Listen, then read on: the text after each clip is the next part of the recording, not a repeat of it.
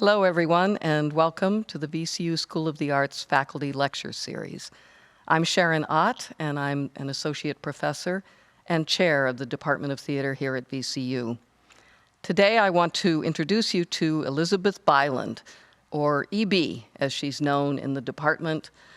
EB is the head of improv performance in the VCU Arts Department of Theater and also the director of applied improv with the VCU Center for Interprofessional Education and Collaborative Care. We think she may be one of a kind with that particular title. She directs 3 improv performance teams at VCU, serves on the board of directors of Comedy Sports Richmond, performs as a company member with Coalition Theater here in Richmond, and co-founded Queen City Comedy in Charlotte, North Carolina. She's also a professional film and television actor. EB holds a BFA in acting from Northern Kentucky University and an MFA in performing arts from the Savannah College of Art and Design. And she has professional improv training from the famous I.O. Company in Chicago, Illinois. EB provides a unique opportunity for people of all learning abilities, backgrounds, and experiences to learn, grow, play, and express themselves creatively in a safe and positive environment while using the techniques of improvisation. Her mission, she says, is to help others reconnect and say yes to life. Elizabeth will be joined by Alan Dao, MD. Alan is the Assistant Vice President of Health Sciences for Interprofessional Education and Collaborative Care and President and CEO of UHS/PEP, VCU Health Continuing Education. Also joining us today for the Q&A afterwards will be Dr. Cindy Rolston, Director of Inpatient Rehabilitation Psychology, Assistant Professor of Physical Medicine and Rehabilitation, and Director of Psychosocial Services and Interprofessional Science at Sheltering Arms Institute. Enjoy. Thank you very much. I'd like to just begin by giving Sharon Ott my sincerest and deepest gratitude for calling me a few years ago and having the most ultimate yes and moment with me. Sharon called me a few years ago and said, "Hey, Elizabeth, what do you think about maybe coming to Richmond, Virginia, specifically to maybe teach a couple of improv classes at VCU and maybe do some cross-departmental collaboration?" And naturally, I was like, yes, that sounds amazing. And so I really have to begin today by giving Sharon my sincerest and deepest gratitude for not only seeing the value in me, but the value in improv. So thank you so much, Sharon, for that lovely introduction. Thank you so much to Nancy Scott for opening her doors to me here at VCU Arts and providing me with a place to create, explore, collaborate, and share the magic of improv with all of our students, faculty, and staff. And it is with great pleasure and honor that I welcome our new dean, Dr. Carmenita Higginbottom. I'm so very excited for you to see the awesome work that we're doing with improv in the Department of Theater and across campus, particularly with the Center for Interprofessional Education and Collaborative Care. Which leads me to my next big shout out to Dr. Alan Dao. Thank you so much for taking me under your wing and being a fantastic mentor and allowing me to continue to share this work in probably the most meaningful way that I have yet participated in. So thank you, Dr. Alan Dao. And a big shout out of gratitude to my teammate, my colleague, Dr. Cindy Rolston. Cindy, you are a champion, and thank you so much for helping create this awesome program and sharing it with the folks and the amazing people at Sheltering Arms Institute and beyond. Cindy, I could not be here today without you. So thank you, thank you, thank you. When I look back at the previous speakers that have taken part in this series and those that are to come, I have to admit, I kind of feel like I need to pinch myself a little because the other faculty lecturers are really incredible. I mean, like really, really, really incredible. And yet I'm here today because a few of these really incredible people said yes. They said yes to me with open arms and welcomed me in to this awesome university. And I am sending so much love and gratitude to all of you. You know, I set out on a mission several years ago to change the world one improv scene at a time. Change the world? I know, it seems a little far-fetched. You're probably thinking, really, Elizabeth, change the world with improv? Yes. Hear me out. Let me explain. So when I was about 2, my dad, who was once a musician, an auto mechanic, he was the kind of guy that everybody in town knew. Everybody knew Jerry. He'd walk into the grocery store, people would stop, they would wave, either because they knew him from buying a car from him, they knew him because he fixed somebody's car, or they knew him because he was truly the life of the party. I mean, he was the party. But then when I was about 2, things kind of took a change. My dad suffered from a stroke and an aneurysm that left him with permanent cognitive and physical impairment. He spent 5.5 months in a rehabilitation setting. And unfortunately, there were still lots of life-lasting side effects. Now, I always knew my dad, though, to be dad, right? Like, that happened when I was 2, and so maybe I didn't necessarily know the guy that everybody else knew before then, but I knew the guy that I had from 2 on, and I didn't necessarily notice some of those impairments. But then as I got older, some of those things, yeah, I did start to notice. And of course, by the time I was in school, other kids started noticing them too, and they would say little things, you know, is that your dad? Kind of looks like your grandpa. Why does he walk like that? And, you know, those comments start to kind of add up. And suddenly I noticed the slur of his speech, and I noticed that look in his eye right before an emotional outburst. And suddenly I kind of noticed that my dad was sort of losing control. And I remember right around the time I think I was in middle school that I don't really know exactly when, but there was a point when I asked myself, okay, well, if my dad, my own dad, if my dad is sort of losing control over his health, over his emotional well-being, then what must that mean? If he's not in control, then who is? And so I remember at like a really, really young age, I started taking on a lot of responsibility. And I remember just feeling so much resentment for it. I resented the fact that my dad wasn't like the other dads.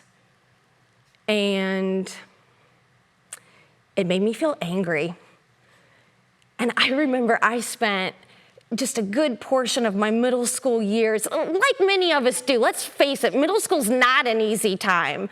But it was really, really difficult when I felt so angry at the world because I just wanted a normal dad and not somebody that I felt like I was having to take care of. And then this sort of other thing happened where I started to really retract and I became painfully shy. I'm not really sure if I know how to explain it, but it was just kind of like all of a sudden, I just had all of these feelings inside, and I didn't know what to do with any of them. And so instead of addressing any of them, I just kind of bottled them all up. and did everything I could to avoid social interactions in case any of those emotions would start spilling out. And then, boy, that really started to add up, because by the time I was a freshman in high school, again, freshman high school, not an easy time for anybody. But again, when I was a freshman in high school, I had all of this anger and all of this frustration, and on the weekends, you know, kind of having to take care of my dad instead of doing the things that all my other friends, you know, in high school were doing. And so suddenly, I wasn't doing those things, and again, feeling all of the frustration and the anger. And then I started really taking that out on people. And I got into a couple of fights. I got suspended. I started cutting school. I was lying to my mom. It was really, really hard. And honestly, I was just losing my grip on the world, because I was having such a hard time accepting the world for what it was and embracing that. But then I was able to take my first speech and drama class. Of course, in my high school, we had to kind of wait a couple of years, so I wasn't really able to take my first speech and drama class until, I think, my spring of my sophomore year. And let me tell you, it absolutely changed my life, 100%. You know, we didn't have like the really cool, fancy sets and big budgets to do like big major musical productions, and quite frankly, I can't sing anyways. But I had something that was even better than all of that. I had a great teacher, and her name was Heather Maston. And Heather was a former Second City performer from Chicago. And so she taught us improv every day. And you see, in improv, you don't need all those fancy things. You don't need anything except for your colleagues, your peers, other people to say yes with you. And so that's what we did every day. We'd get together in a space that was safe and positive and trusting, supportive, and we got together, and yeah, we were playing these fun games and laughing and having a good time, but what she was also teaching us was how to let go of the inhibitions, how to accept what was happening in our lives, and how to embrace it, embrace the unknown, and move forward with confidence, harnessing our creative energy and sharing that with other individuals, and not being afraid to share that, not being afraid to share our voices with other individuals. She was teaching us how to hold space within ourselves for others. And then you see, improv kind of has this like magic thing about it. Again, I can't really explain it other than it just sort of trickles into your everyday life. You know, the work that you're doing and all of those really big key concepts that we learn in improv just kind of has this way of sprinkling into your interpersonal relationships. And suddenly in class, I was raising my hand. And I wasn't afraid to go into the cafeteria anymore. And I knew how to react in social interactions. And I knew how to react out of emotional intelligence instead of out of fear and anger. And even more importantly, I knew how to accept this experience with my dad. I was able to hold space now for my dad and understand that what was happening, yeah, it was really scary and it was really hard. And there were a lot of days where it was really painful. But I had a different way of looking at it now. I was starting to see this experience with him through a lens of love and acceptance, as opposed to a lens of anger and frustration, and letting my ego continue to keep firing that kind of noise. It helped me kind of put my ego aside and just be present with my dad, even in some of the darkest, hardest moments. So again, I don't really know when, but I know for a fact that in this high school class, one day, I said to myself, this is it. This is it. I have to keep doing this. I have to keep doing improv. And I have to share this. I have to share this with as many people as I can. Because if improv could change my life in that way, in so many different scenes of my life, right? At home, in classes, with my friends, getting my first job, all of those things suddenly became elevated. And I knew that if improv could do that for me, it could do that for everybody. So I started, going on a mission. I thought, okay, I got to do this. I got to share this now with people. I'm going to go to school for this. I'm going to train for this. And I did. I went to Northern Kentucky University, which is where I got my undergrad, and I chose that school, A, because they had a great theater program, and B, because they had an improv program. And I hustled, and I got into the improv tour troupe, and it was awesome. It was awesome because I was thriving, and I was still taking all of this great stuff that I was learning from my improv tour troupe and from my theater classes, and now continuing to apply that into my everyday life. And I thought, all right, here we go. I'm about to graduate now. I'm going to Chicago, baby. I'm going to go to Chicago, and I'm going to just keep leveling up with my improv training. And then 2 weeks before I was supposed to move to Chicago, things took one more really big, catastrophic turn in my dad's life. Exactly 2 weeks to the day of moving in to my first big girl apartment in the Windy City, my dad fell in his apartment, and it was one of those falls that you just don't recover from. He had 3 facial fractures and 2 brain hematomas. And they rushed him to the hospital, and unfortunately, the neurologist, approached my family and I and said, "Okay, we're going to do the surgery, and we'll notice pretty quickly if there's going to be any change after the surgery. If there's any sort of responsiveness after the surgery, we'll know." And the surgery happened, and my dad woke up, and there was no change. And so my dad spent the next 4 years of his life in pretty much a catatonic state at a skilled nursing facility in Northern Kentucky. And again, it was like all of a sudden, that anger and that guilt and that frustration and all the things that one would experience during that kind of time, particularly like the 2 weeks before I was about to move. And I just remember that soundtrack just kept playing, like, how could this happen? I can't believe this, and yada, yada, yada. And again, it's just all of that noise that my ego was starting to fire again, all over. And so I remembered what improv had taught me so many years before that. And so I doubled down, and I kept leaning into that spirit of improv.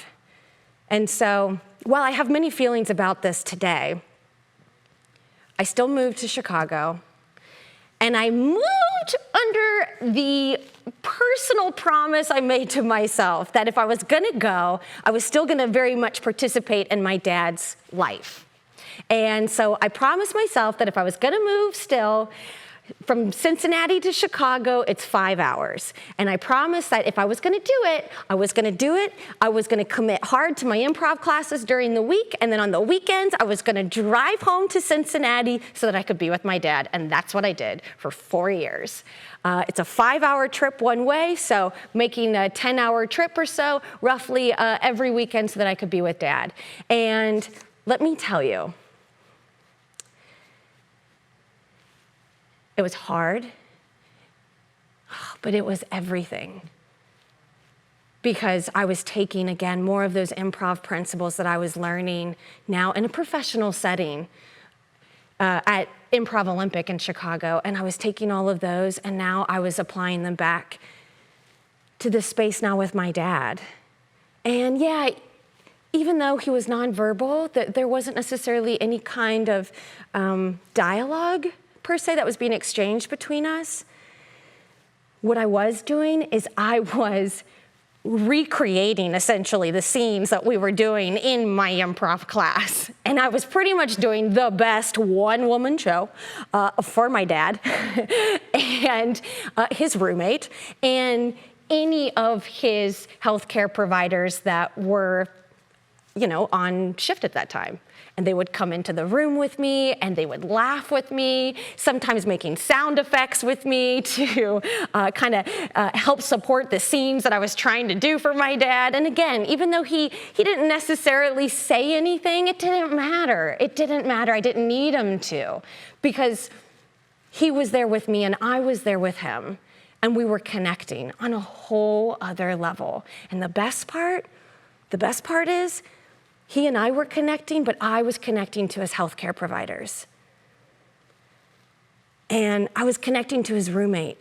And his entire healthcare team suddenly knew not just this patient, but they knew Jerry. And they knew Jerry had a daughter. And they knew that story. And that story became a narrative that we were all participating in together. And now when I look back, again, there were some hard days, but you know what I really remember? I remember that connection that I felt with my dad, the connection that I felt with his team of providers. I mean, the work that they did for us and watching them all just come together, whether it was, just helping my dad or truly coming in and helping me just go into this like imaginary reality, even if it was just for a few moments. That's what I remember. That's what helped me get through that time. That's what helped me see the power of improv. And that's why I'm doing what I'm doing today.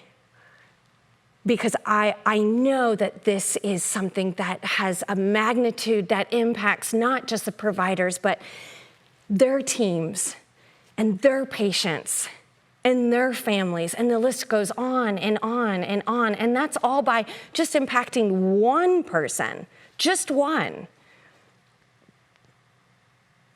So some of you guys are probably wondering too, improv, like, what is it exactly? Here I am, and I've spoken all about improv, but I've never really addressed like exactly what improv is. So let me be very clear. Improv, it kind of goes beyond sort of what we know in mainstream entertainment, right? It's more than just comedy. Improv is very much just listening and being in the moment with another individual, accepting that moment, listening and responding without a script. That's it. That's really all that it is. It's listening and responding without a script. Like the phone call that you had here today before you came in, that was improv. The conversations that you're having with your staff, your team members, your professors, that's all improv, all of it. It's completely improv. But when we're really practicing this methodology of improv, you see what it does is it teaches us these life skills. Right? The skill of empathy, the skill of communication and effective communication, leadership, followership, support, trust, making bold choices, and not apologizing for those bold choices, stepping into the unknown and celebrating our mistakes. It's teaching you all of that. It's just teaching us that in sort of the form of really fun, energetic exercises or games, if you will. That's what improv is. And if you really think about it, you guys, like, if you think about like a basketball player, right? They practice their jump shot over and over and over again, right? They practice that until they get really, really great at it. Don't we want to practice these things? Practice the skill of empathy? Practice being in the moment with another individual? And then when you think about it, well, like, how do you do that? I mean, how do you practice empathy? And how do you practice being in the moment with somebody? Improv. That's it. Improv, it is one of the easiest ways to practice these life skills that you will take with you into the rest of your life, that we all want to put down on our resume because they're really great words, but those words have meaning and they have value, and improv helps us see that and practice it over and over and over again like a jump shot until you get really great at it. So I thought we'd maybe do some of that practice. So if it's okay, I'd like to go ahead now and head on over to my dear friend, Dr. Alan Dao. Hi, Alan. Hi, Elizabeth. Hi, thanks for joining me today. Well, thank you, and it's so great to hear your story, and I think your father would be very proud of you. Yeah, thank you. Thank you. I think you guys would get along really well, for sure. Yeah. You know, one of the things that I think I've really noticed is how powerful improv can be as a teaching tool, particularly for those that are in healthcare. And one of the reasons is because it's all about collaboration. It's all about accepting others, accepting this moment, accepting this, maybe even this challenge, but coming together and moving forward in it, which is kind of why we call improv, you know, sort of the, it has that golden rule, right? The yes and rule. Have you ever heard of that? I have, in part from you, Yeah. and trying to think through that idea of what it means in healthcare, because I think what's appealing about using improv in healthcare is that for so many of us, so for example, at my medical training, you know, it was high school, college, medical school, residency, and all along the way you're very focused on, you know, books or now computers, learning all these factual things you have to learn. And what you've been talking about, this idea of empathy and rapport and connecting with others, is not something that we really teach explicitly, or at least is emphasized in curriculum. Mm-hmm. And so that idea of acceptance and yes and, it was a new concept for me when I first heard about it as someone who had been out in practice for a while as a doctor. Yeah. And so, you know, I like the idea too of the yes and, because it's so simple. You know, it's a simple, easy thing to remember.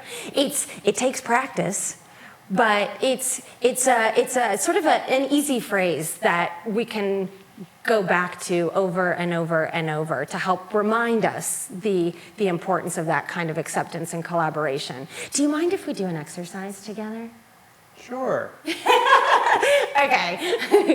See, perfect yes moment. That's a perfect moment of acceptance. Yes, and I'm terrified. Well, first, that's okay. But I got your back, which is one thing that we say often in improv, to remind our colleagues that we are there for them. And so this exercise, it's literally called yes and. It's just putting that idea into practice. So how this is going to work is we'll begin by sort of doing this in just kind of like phases, right? The first phase is sort of what you're doing right now, is just saying yes. So I'll give you maybe a couple of you know, declarative statements to just kind of like lead us off, and the first phase is you only respond with saying yes. Right? Because again, that's like the first step in improv, right? Is saying yes, accepting this moment. So let's just start with that. Let's just begin with the yes moment. You're doing so good already. Yes. Okay, let's see. Ooh, what do I want to say? Okay,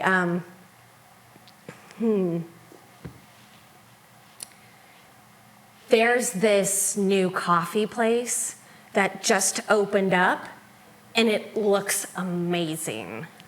Yeah, yes. Yeah. They've got a fantastic menu of all kinds of espressos and lattes and cappuccinos. Yes. Yeah. So, you know, I'm just saying that it's real close, and I know that you like coffee a lot, and we're coming up on that primo coffee time hour. I'm going to head that way. You're welcome to join me. Yes. Yes, okay, all right. Yeah, good, see. Okay. So how'd that feel?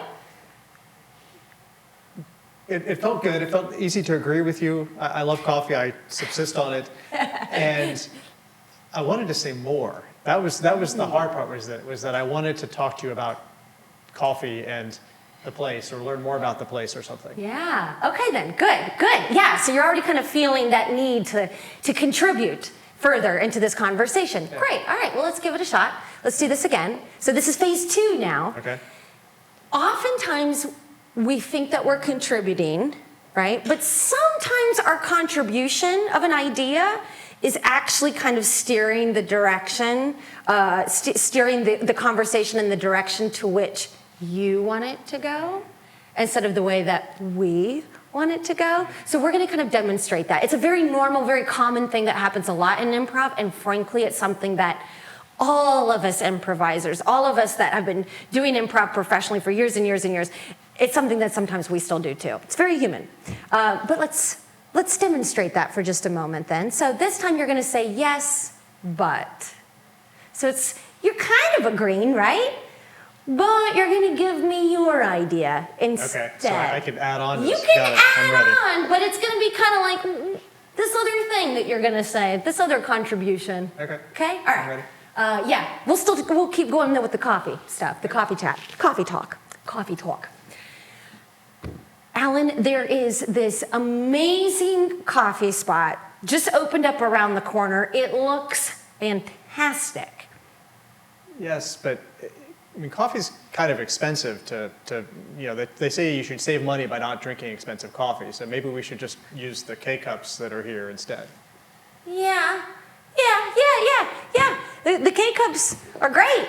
But you know what else is great though is trying new things like the coffee place. I mean, again, they got an assortment of delicious liquid items that have lots of great caffeine or no caffeine at all. Those K-cups, we can get those anywhere. Yeah, but I really like black coffee. I would prefer not to have the frou-frou things with the whipped cream and the syrup and stuff, and just have straight black coffee. Sure. I'm certain that they got just that over there. It's going to be piping hot, just the way you like it. Yeah, but is it raining? I mean, it's cold. I don't know. It just seems like we have to walk outside. That seems like a lot. Yeah. There's a pandemic going on, if you haven't heard. Social right. distancing. You're right. Okay, good. Scene. Okay, good. Now, how did that one feel? I sort of felt like we were going to get in a fight. I mean, coffee, it is fighting words. It is fighting words. Yeah. Yeah, you can kind of feel that it's like we're moving forward on the track, but boy, we need some grease on these wheels, right? You kind of like feel that it's like it feels sticky, right? We're starting to work towards one common goal, but we're just not quite getting there. It's work for you and it's work for me to have that conversation. And really, in an improv scene, we want it to feel easy. We want it to be as easy as possible. I don't want you to have to work, and I don't think that you want me to have to work. We want it to just sort of feel free and almost kind of playful even, right? Mm-hmm. So let's try it again. This time, same thing, except now you're going to say yes and. Okay? Yes and I'm going to try to keep in the same vein with you and not go on my own track. Okay. Yeah. All right. And you'll find that. Well, we'll talk about it afterwards. Okay. But I'll be doing the same thing, though, with you, too. Okay. Okay? All right. Alan, there is this fantastic coffee place just opened up. It's right around the corner. I am telling you, it looks so good. Yes, and it's about that time of day when I really like to have coffee. You know, the morning coffee is worn off. I'm now moving into the late morning, early afternoon coffee time of day. Mm-hmm. And we both know that this is prime time coffee hour. I mean, this is like the time where we need that little like pick me up, right? I mean, it's literally just around the corner. Yes, and you know how much we both like to get those special kinds of coffees. I mean, for me, it's some sort of fancy black coffee, and for you, you like all the frou-frou crazy stuff. Yeah. And see, if there's ever a time where we can both be in the same place at the same time, I know your schedule's crazy, my schedule is crazy, but we can be in the same place at the same time, but you can still enjoy your things that you like, and I can enjoy the things that I like the whipped cream and caramel stuff on my coffee. Yes, and you like those like crazy unicorn ones with, Yes. with the straws that spiral around and have unicorn heads on them? Yes, and you like the really classic traditional cup of joe with just one little saucer underneath of it. Nothing fancy, just traditional. Yes, and if they can put some streamers and fireworks on it, you would like that even more, I think, right? You know me so well. Yeah, good scene. Yeah, how'd that feel? It felt good. I mean, it felt energizing, and it felt like we were building something. Yeah. I think what I love too with that one is it's exactly what you just said. It felt energizing. It felt good. And because you're feeling good, it makes me feel good, right? We both start kind of feeding into that energy together. Even just your body language changed. And you had a big smile on your face, and then that makes me smile. And now we feel like we're really starting to share in this new reality together. And we're both working towards that new reality. And yeah, we're kind of having to do a little bit of thinking, but the thinking for that sort of scene, it's exciting as opposed to feeling daunting and kind of wanting, us wanting to sort of like retract because we're trying to come up with the right thing to say. We're just sort of saying the first thing that comes to mind, and it's fun. Yeah. I always think about healthcare when we're doing this, since that's sort of my lens on everything. Yeah. And your way of thinking about these conversations really adds a different way of kind of trying to sort of analyze that conversation. Because when I talk to patients, sometimes we're in that kind of yes but conversation where we're not on the same page. What I think is going on and maybe we need to be talking about is not where the patient is. And I need to find that yes and point where we can start to collaborate together and move forward. Yeah. And can you tell me a bit more too about, how have you, how do I want to ask this question? When it comes to getting on the same page with a patient and sort of using that kind of improv mind, that mind of sort of accepting and building off of the conversation, how does that not only help the patient, but then also your fellow colleagues and the healthcare teams that you're also working with? Because not only does that provide that connection back to your patient, but do you also get a sense that it kind of provides a connection too with other individuals that you're working with? Yes, so I'm a novice at this, and listening to your presentation, I was still learning and thinking about this as how I can do this better. There is, at least in my clinical world, but I think it's true everywhere, there's these two conversations that are going on. There's one that is sort of this fact-based database, let's put this information together and make a diagnosis, and here's what we need to do, and training for years and years over that. But then there's this sort of emotion-based conversation that's about hopes and fears and relationships that is very important in healthcare, but very important in the world, as you were talking about. And so I think I've thought about it a lot in the realm of the doctor and the patient, talking about sort of having both this fact-based and this emotion-based conversation going on at the same time. I think one of the things that you've brought to this and are really amplifying is that there's both this emotion and fact-based conversation going on among the healthcare workers as a team too. And your example with your father's healthcare team and the nursing facilities is a great example of that, of how there's the fact of what's going on in your father and his conditions and his prognosis, and that's important stuff.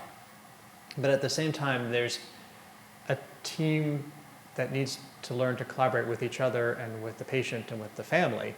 And your lens of improv, that lens of hope and acceptance, or love and acceptance that you talked about, really is a way to start to build those relationships so that, say in my case, if I'm a doctor who's making a mistake or maybe not doing the best job delivering care, not because of anything, fallible, but just, someone that needs, help to do a little bit better job, a nurse can say to me, hey, have you thought about, or did you know that, to sort of help me do a better job, help the patient get better, help the nurse do a better job, help all of us work together to do a better job, to collaborate and really integrate with that that story and that care plan for the patient in a better way. Yeah. And talk about also just being vulnerable, everyone being vulnerable then in that moment, right? Even the vulnerability that a nurse might experience then in saying, hey, what about this as a possible solution? Or I noticed this. That takes so much courage, I think. And then just as much courage from the physician to say, you know what, okay, yeah, maybe we need to take a look at that. I mean, that from everybody, from every angle that you kind of look at that kind of communication, so much trust has to be there in those interprofessional relationships, I think. And that's part of what makes a great healthcare team, right? Yeah. And I think that improv, it's such a simple way to practice something like that, to practice that kind of vulnerability. Yeah. I mean, we're working against centuries now of Yeah. a professional culture and really strong hierarchy. And vulnerability is a great way to think about it, because it's, I don't want to be vulnerable. I want to appear supremely confident and expert. And you do, yes. I appreciate that. So, and I feel like I've been a doctor for 20 years, so I feel like I'm an expert at what I do. I'm good at my craft. But it's taken me a long time to feel like I'm good at my craft. I mean, because you're always learning, and there's still things that I'm learning, and I still make mistakes. And so I need people around me to help me take the best care of the patient. Not even just when I make mistakes, but just overall, it's a team effort these days, and you need a healthcare team to work together. And I think this new way of thinking about it through improv is really important. Yeah. And I have to say too, I'm really happy to hear you say that, and I'm really happy that we're here at VCUarts, and VCU as a university is an incredible academic setting where they really propel research in the arts. And now over this last year, some of the collaborations that we have been able to do, that we've been able to launch, some of the cool pilot programs and projects that we've done and that we have coming up around the pipe. I mean, it's really exciting. The work that we're doing now, and thanks to people like you and Dr. Cindy Rolston and Sheltering Arms Institute and VCU Health. I mean, we're able to take improv, which doesn't really have a lot of research around it, but we're able to start exploring it under that new lens and give it the weight that it deserves now with data. And we're doing that right now at Sheltering Arms Institute. Yeah, so let me maybe talk about the Institute just so people know what it's about. So what it is it's a collaboration between VCU Health and Sheltering Arms to provide the best rehabilitation services in the region. And they've got a new building that's out in Shore Pump past the mall, and really delivering comprehensive services. And you've been involved with Cindy Ralston, our colleague who's a psychologist, at trying to integrate improv into that setting. And I think it's a wonderful setting, because if you think about rehabilitation medicine as opposed to other types of medicine, it's an opportunity where improv fits even better than all the other places that I think it fits. It's, rehabilitation medicine is people that have had car accidents or strokes or major surgeries like a hip surgery. And people are trying to get back to their lives through doing intensive physical therapy and occupational therapy and speech therapy and working with psychologists. And it's really all about play. As our friend Cindy has described it, she said, really what we're trying to do is think about what play means in your life, what gives you fulfillment in your life, whether it's, downhill skiing or salsa dancing or, just being able to chase your grandchildren around. And how do you get from where you are with your health conditions to being able to do that, whether it's through strengthening or assistive devices or changing your mindset, how do you sort of get there? And so you guys have been just really starting to figure out, okay, let's see how improv fits. Yeah, yeah, and we're now offering improv as part of the onboarding training for all of the staff at SAI, which, like, how cool is that, right? I mean, knowing that all of the staff, the providers, everyone there is now going to experience, even in just small doses, like the one that we just had here today with our yes and exercise, just practicing just that for just a few moments, and then being able to take that, again, that new lens back to your teams, in occupational therapy and speech therapy, and back with those patients, and again with those families. I mean, it's something that it's like a domino effect, like a ripple effect, all from just a few minutes of practicing yes and. It's amazing. It is amazing. And you and Cindy did work this past spring, sort of leading into the pandemic, with students as well. So you want to just sort of maybe mention what that was, because I think that was just a wonderful project that we're looking forward to building more upon as we work more with students. Yeah, in the spring from January to March, we worked with advanced learners in clinical practicum, and that were just like on the cusp of graduating. And we worked with them for 6 weeks, teaching them the art of improv, but also teaching them the art of improv, though, using these concepts of interprofessional education, which I have to say, you guys, lines up perfectly, because it's all about values and ethics, roles and responsibility, teamwork, effective communication. I mean, literally all the things that we are teaching in improv under the guise of these sort of fun improv scenes. And so after this pilot program wrapped, we collected data, and the results were like so positive, through the roof. So that's when we knew that we had found something really cool, and we had to continue it. And so here we are, continuing it, now kind of in this next phase, but again, in an environment where many different teams are coming together, right? You got the team from nursing, team from speech therapy, again, occupational therapy, rehab psychology, and they're all coming together for one patient. So you got a lot of different people with a lot of different values, a lot of different ethics, a lot of different approaches. And so we've got to make sure that they can all come together in a transdisciplinary setting to promote positive patient outcomes. And that's really, really, I mean, that's so innovative. But it also aligns perfectly, too, with the mission of VCU and VCUarts, doesn't it? It does. Yeah. It does. Yeah, It does. It's very exciting. Yeah. Do you want to do another exercise with me today? Okay. Okay, great. Yes. Okay, so, I started off the day today with doing everything I could to send gratitude to those that have helped me sit in this seat here with you.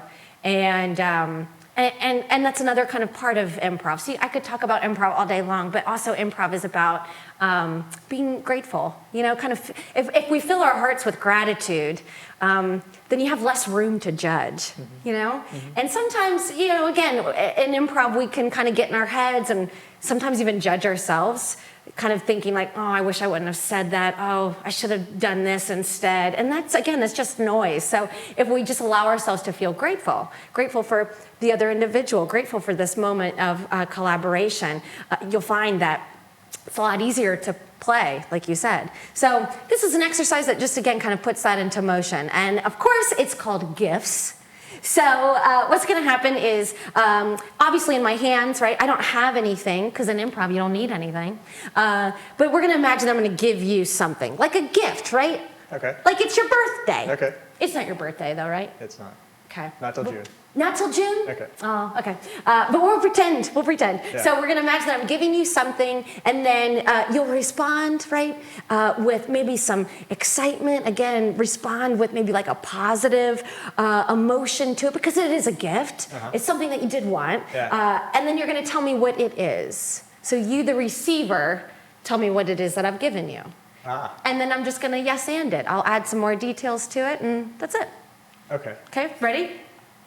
Okay. Yes, I think so. Okay. You're going to give me a gift, and I will tell you what it is. Yes. I'm ready. Okay, so Alan, I was really stressed. I was so stressed because I knew it was your birthday, and this is a big day. I mean, this is a big day for everybody. And so I had to get it right, and I think I did. I don't know. I hope I did. Okay, so here you go. Happy birthday, Alan. Wow. Yeah. This is a really large cake. Yeah. I didn't think that you would make one with so many levels on it. Yeah. Careful. Yeah. But that's it. It's a coffee cake flavor of coffee, just like I know you love your black coffee, and just a nice traditional cake. And each layer represents each year that I've known you, which is why there's so many layers to this cake, because I feel like I've known you for such a long time. Yeah, I don't think it's been. No, that's amazing. Would you like a piece? Sure, I'll take several. Yes, starting at the top. Enough for everybody here. Yes. Yeah. Good. Come down, have some afterwards. Well, and that's it. There you have it. Yeah. Well, may I give you a gift? Yep. You know, I've always admired the work that you've done and our opportunities to collaborate together and just all the things you've done. And so as a little token of our appreciation, Oh my gosh. Actually it's very small, as you can see. But Oh my gosh, it's a pet snail. Oh my gosh. yes, You can't find these in Richmond, Virginia. I had it imported from northern Kentucky. Oh my gosh, that's amazing, the work that you went to. And it traveled so far. Yeah. Yeah, I'm a little worried it might be an invasive species, but you know. It's okay. I'm going to name it after you, Alan. Appreciate that. Put him right there. That's good. Away from the cake, please. Yeah. And scene. Oh, that was awesome. I love that so much. How'd that feel? It felt good. I mean, it's silly, but Yeah. But just, I think we're so caught up in things, and your point about gratitude and trying to sort of find it. I mean, it's a great moment of just sort of joyfulness, Yeah. and created out of nothing, out of us just pretending. So Yeah. it's good. When was the last time that you have played like that? Oh, geez. Well, so I have kids, as you know, and so there are games that I play with them that are goofy and we start laughing. And so probably sometime this weekend, actually, just because of that kind of things. But with colleagues, Yeah. with people in the healthcare environment, I don't know. I mean, we have fun sometimes, but nothing that's as much like that. And I Yeah. can see the real value in it. Yeah. And then again, taking that energy back with you, back with your colleagues and beyond. I mean, we feel that energy with you, even if there wasn't a patient that was here with us right now and participated in that exercise with you right here, right now, they feel that energy that when you bring it into the room with them. And it makes them feel more confident and comfortable. And of course, the same for you, right? Now you're listening and you're more aware and more apt to engage with someone else now because you just engaged with me in this moment. Yeah, we sort of lose track of, as healthcare providers, of how lucky we are to do what we do. I mean, because almost all of us, I won't say all of us, but almost all of us went into healthcare because we wanted to help people. Yeah. And now we have this opportunity to get paid to do a job where you're helping people, which is not true of a lot of people. And there is deep gratitude in that, in terms of being able to feel like what you're doing makes a difference. And just think about this. It's something that all of us, whether you're a healthcare practitioner or not, can sort of weave in our lives. And I mean, I could see doing this around the Thanksgiving table. Right? I think Thanksgiving at your house is probably a lot of fun. Oh, it's crazy. It's crazy. The scenes that we have. Oh yeah, us Bylands, we have fun. Yeah. We have fun at Thanksgiving. Well, on that note, I have to just say thank you so much, Alan, for bringing me in and specifically for trusting me and trusting that improv can be a practice that we can implement here at VCU and VCU Health. And I really, really, really appreciate you and all of the work that you've done for me and all the work that you do for everyone in our community. Well, you inspire me, and I think you enrich us. And so I think that's like the whole point of the arts is to sort of enrich and inspire us. And so thank you. Yeah, absolutely. And, I think this is maybe a perfect time, too, for us to go ahead and open this up now to a Q&A. What do you say? I'm game. Yes. Yes. And